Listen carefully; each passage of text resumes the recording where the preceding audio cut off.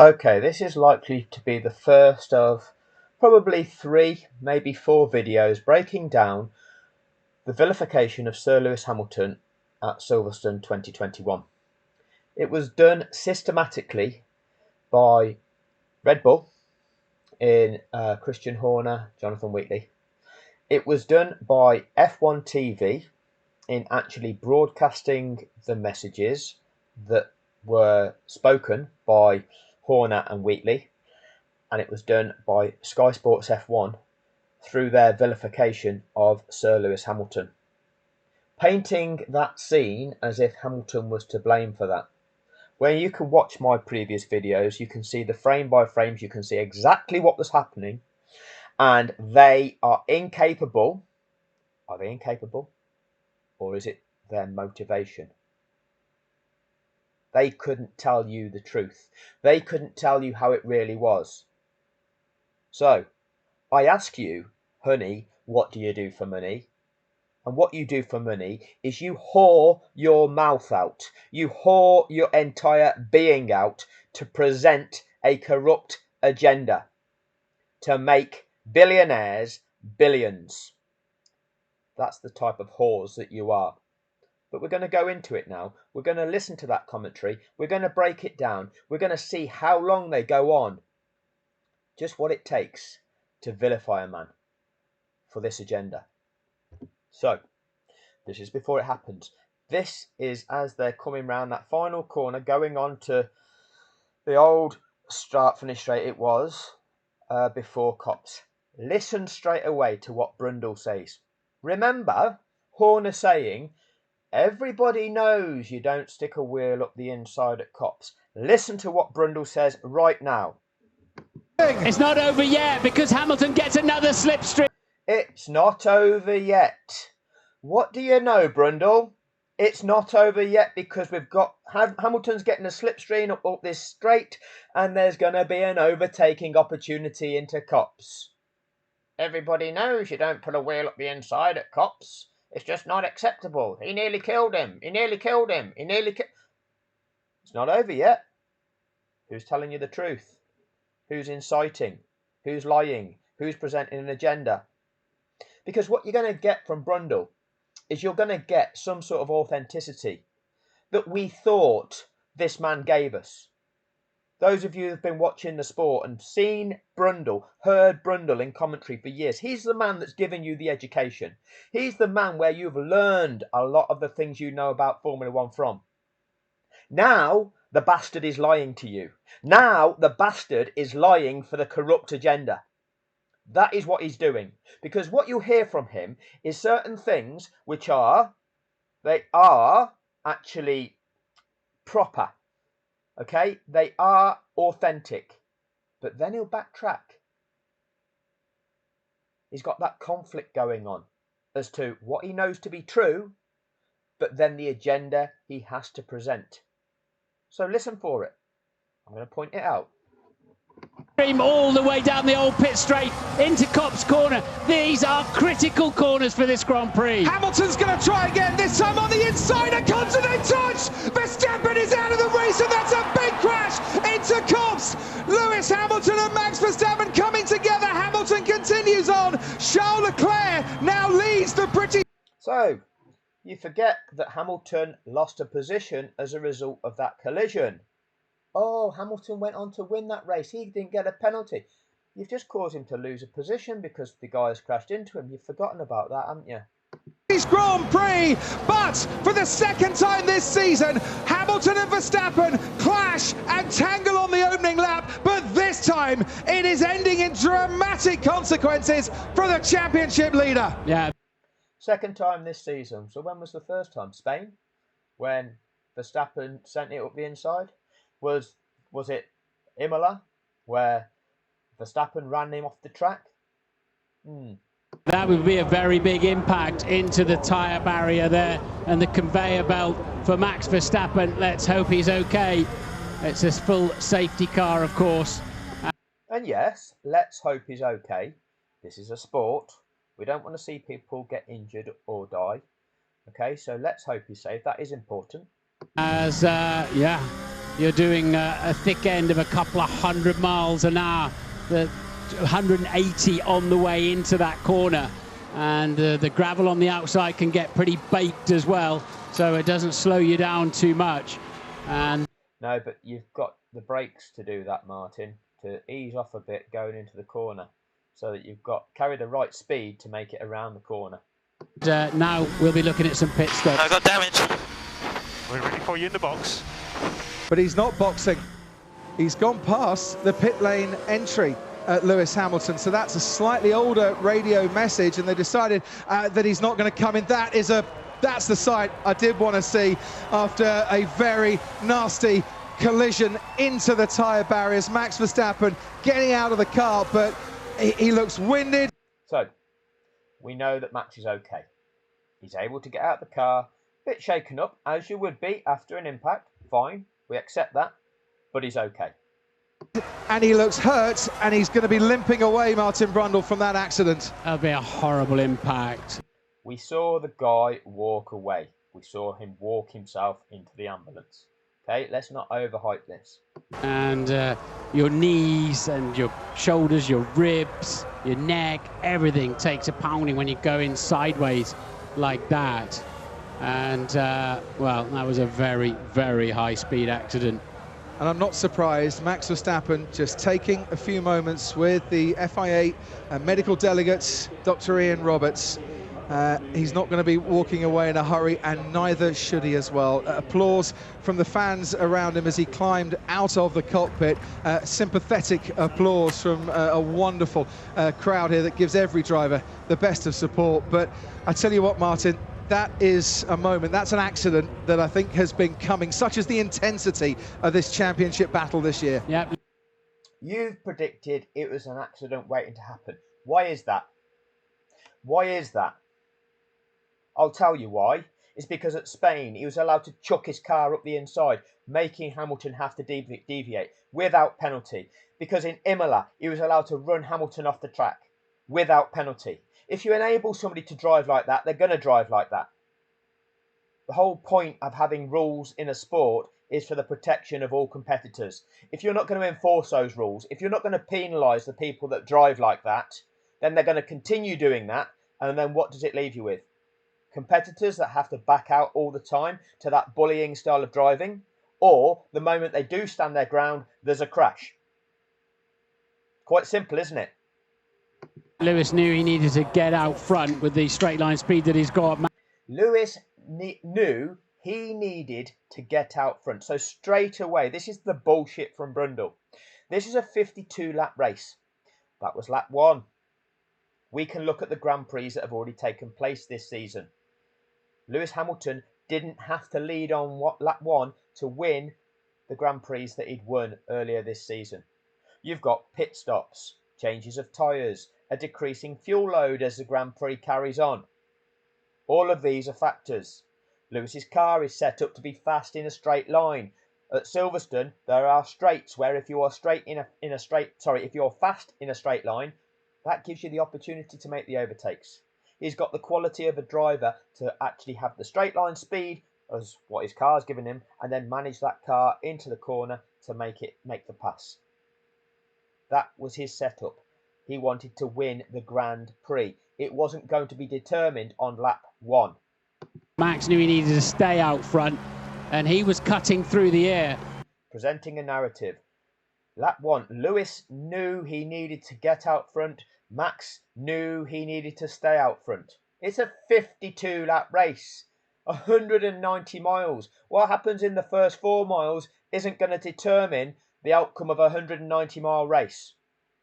It would have been another problem heading down towards Stowe Corner because they're going a red flag. They've red flagged the race. Yeah, that makes sense because red flag. They need to repair that tyre barrier. This is the accident. Oh, and it was the merest of touches, but it was enough. And look how the wheel has come loose from the rim as well. The tyres come loose from the rim. Yeah, but I said it wasn't over yet, didn't I, as they came out of Luffield? Yes, you did, Martin. Yes, you did. Because you knew that there would be an opportunity for Lewis Hamilton to slipstream Verstappen up that straight and have a chance of overtaking at Copse. We've seen it plenty of times before. We can go back through all of the years where we've seen overtakes there. You knew it, but you let Horner on to your broadcast to tell the world, tell the watching public that putting a wheel up the inside at Copse is a no-no, and everybody knows it's a no-no. You let him do that? You didn't correct him, did you? You didn't say, no, Christian, that's a lie. Here's 20 examples of people performing overtakes at Copse Corner. So don't lie. Racing incident. Wonder what the stewards will think of that. Could Hamilton have done anything to give Max Verstappen room there? Could Hamilton have done anything to give Max Verstappen room? Lewis Hamilton is the car on the inside. If you're the car on the inside, you're the one that's squeezed. You're not the one responsible for giving room. If you're the car on the outside, you're the one with the room. You've got all that extra room on the track outside of you. You have the ability to leave that room. That's your responsibility. Look at what happened earlier in the race when 3 corners earlier, Max didn't yield, sent it up the inside. Was there a collision? No, because Lewis on the outside gave him room. Look at that overtake on the illegal lap 58 of Abu Dhabi, where Max chucks it in at turn 5. Totally misses an apex, runs out to the other side of the track. Was there a collision? No, there wasn't, because the car on the outside, Lewis Hamilton, gave him room to avoid a collision. And they're saying, could Lewis have given him extra room? Could Lewis have given him extra room there? What is going on? Bullshit lies, bullshit narrative. And avoid that crash. He was on the inside, of course. Yeah. Was there a bit more room to the right that Hamilton should have been finding? Was there room to the right that Hamilton should have been finding? Why are we trying to pin this on Lewis Hamilton? What you have is a driver on the outside that knows that he's got a car on the inside that's got virtually level with him, and rather than yield because he's got a car on the inside going into a corner, he's decided he's going to stay on it. He's going to try and force his way ahead. And when he's got himself half a car length, 3/4 of a car length ahead, he's then chopped himself across the front of the other car by staying on the gas, not yielding, thinking he can bully the other driver out of a manoeuvre.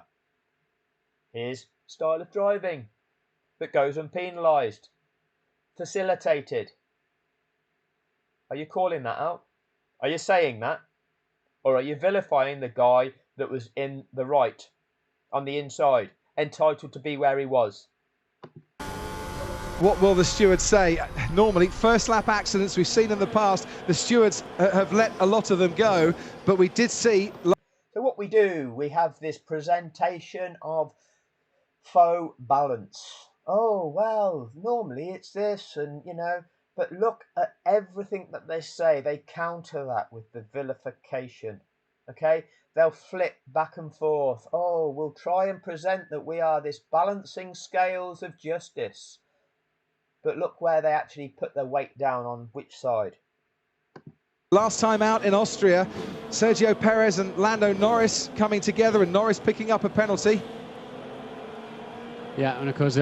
But we did see, last time out in Austria, Sergio Perez and Lando Norris coming together and Norris picking up a penalty. Right, because Norris didn't leave him track room and ran him off the edge of the track. And you're comparing that with this, where Max Verstappen chops across Lewis Hamilton before the corner. You're comparing this with an incident where they'd gone around the corner on exit to corner. Norris runs Perez out of track room. Good comparison there. And then you also compare it, well, I don't know if you do compare it with when Perez runs Leclerc off the track twice, where he runs him off the edge of the track, runs him out of track room. Did Lewis Hamilton run Max Verstappen out of track room? Or was there 3/4 of that track that Max Verstappen could have been in, but he chose to take Lewis Hamilton's bit of track. Yeah, and of course, maybe the team were thinking there would be a red flag for Mercedes-Benz because they can sort any damage out under a red. Oh, the team were thinking there would be a red flag for Mercedes-Benz. Oh, there'll be a red flag for Mercedes-Benz. Thanks for that, Martin. The red flag's not to clear the incident up, because they know that it's going to take time. The standard 5 to 6 laps that are lost out of races when there's a safety car incident, okay, it's likely to take more than that because they've got to do repairs to that tyre barrier to make sure if another similar incident occurs that them tyres are capable of withstanding a similar level of impact. That takes time. That would take out more than the 5 to 6 laps, which is normally acceptable for a safety car incident. That would take more than that. So they're putting a red flag out, stopping everything, and the race will resume from a 0 position again, which is what happens when you deploy a safety car or red flag a race. Oh, but will they red flag it for Mercedes? For Mercedes. Look at the narrative. Red flag, but I think they will say, I think the stewards will decide. No, let me say what I would decide. I think Hamilton was far enough up the inside to have earned the right to some space. Okay, so this is you being authentic. I think Hamilton was far enough up the inside to earn the right to some space. Later on, because I'm going to cut this off fairly soon, later on you'll hear when Brundle's looking at the diagrams that supposedly Toto Wolff sends to Massey. And Brundle can't work out from them diagrams at that stage whether or not Lewis Hamilton was entitled to some room. Strange that. Strange that when you've got a diagram in front of you showing the clear parameters as to where things need to be, you've got video evidence of showing where them cars actually are, you're unable to communicate to a global audience what the rights and the wrongs of the situation are. Rather strange, Brundle. But you've been authentic there. Let me say, let's rewind that, Brundle. Let's rewind that. Yeah, and of course, maybe the team were thinking there would be a red flag for Mercedes-Benz because they can sort any damage out under a red flag. But I think they will say, I think the stewards will decide. No, let me say what I would decide. I think Hamilton was far enough up the inside to have earned the right to some space. Absolutely right, Martin. To the pit lane come the cars, led by Bert Mailander in the Aston Martin Vantage safety car. We have a red flag, session stopped, race suspended. Is Max okay? He's out of the car. Hamilton checking to make sure that Max Verstappen is A-OK.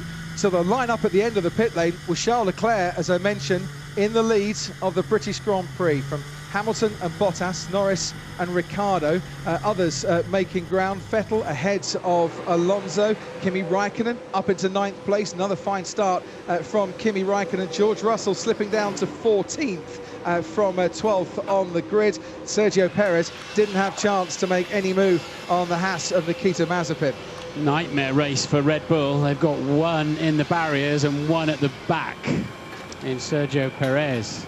Red Bull, who went into this race on 286 points with a 44-point advantage over Mercedes. If Perez doesn't score, if Mercedes can get 1 and 2 and a fastest lap, they'll be level on points going into Hungary in the next race. So since the race starts, you're out of parc fermé conditions, but you are allowed to change any parts that are damaged with identical parts, parts of the same weight, if you've collected damage somewhere. And usually somebody has, because that's why there's a red flag. But yeah, so you can change the tyres as well. So it's a complete reset. Verstappen will score no points. He will still lead the World Championship tonight because he had a 33-point advantage, and there are 26 points available with fastest lap this afternoon. Right, let's see the race start once again. Okay, that'll do for this video, and we will continue this with however many parts it takes to go through all of the vilification of Sir Lewis Hamilton at Silverstone 2021. Thanks for your time, and look out for the next instalment of this series of the breakdown of what Sky Sports, F1 TV, and Red Bull presented about this situation.